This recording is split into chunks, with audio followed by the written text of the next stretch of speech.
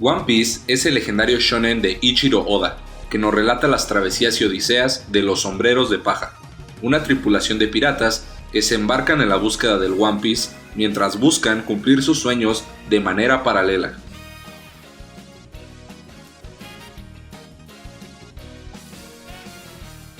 Abordar One Piece nunca es sencillo. Narrativamente hablando, el anime de One Piece cuenta con más de 50 arcos y 1000 episodios, lo cual conlleva una síntesis extraordinaria.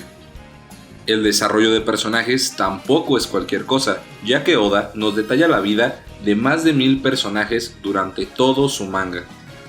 Temáticamente hablando, nos encontramos con temas tan clásicos como la amistad, la familia y el sacrificio. Pero también tenemos otros muy controversiales como la revolución, el derrocamiento de gobiernos, traiciones políticas y demás temas tabú que suponen una crítica a los órdenes y estructuras sociales preestablecidas como las clases privilegiadas, la pobreza e incluso invasiones imperialistas en pequeña y gran escala. El sistema de pelea que juega con las frutas del diablo y el haki es tan diverso, pero sin perder consistencia, que enriquece la tensión y desenlace de cada pelea.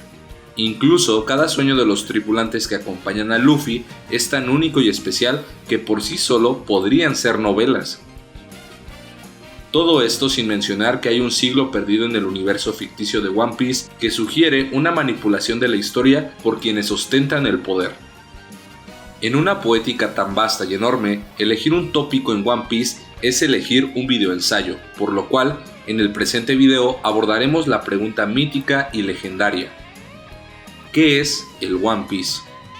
Las teorías que preceden el presente video van desde un dispositivo que eliminaría todas las fronteras, creando una Pangea, una pieza continental, hasta el mismo sombrero de paja que Shanks le da a Luffy en los inicios de dicha odisea. Sin embargo, lo que mucha gente deja de lado a la hora de intentar explicar qué es el One Piece, el tesoro del legendario pirata llamado Gold Roger y que reaviva la presencia de los piratas en alta mar, es la reacción que tuvo. Él simplemente se rió. Sin duda alguna, Oda creó un momento icónico, pero también nos dio otra pista, un indicio geográfico siendo específicos. El One Piece se halla al final de la Grand Line, en una isla denominada como Lovedale, cuya traducción al español sería literalmente el cuento de la risa. Nuestra teoría se asemeja más con aquellos que afirman que el One Piece es una historia, un relato que hablaba de la liberación de los esclavos gracias al dios Nika o del sol. Este guerrero de la liberación sería el símbolo de la libertad, del fin de las cadenas y de la posibilidad de crear un futuro mejor. Si el One Piece es una historia que relata cómo los esclavos se liberaron, Gold Roger seguramente se rió, puesto que evidentemente aún existían esclavos en su época. Era un mito reconfortante para seguir con las penurias y la existencia miserable. Una risa sardónica y cínica serían el producto de dicho relato, pero que lo inspirarían a llevar a cabo esa ficción realidad.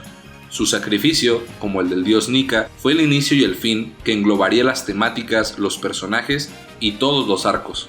El One Piece, como la obra homónima de Oda, es una historia que nos inspira a todos para que demos ese pequeño paso, y por cursi y trillado que suene, para luchar por nuestros sueños. En síntesis, nosotros teorizamos que el One Piece es una pequeña historia que los esclavos solían contarse para seguir con su día con día, mientras que Roger la llevó del plano ficticio al real. El One Piece solo cobra sentido gracias a los actos de Roger, y con ello inició lo que quizás es el mejor manga de todos los tiempos.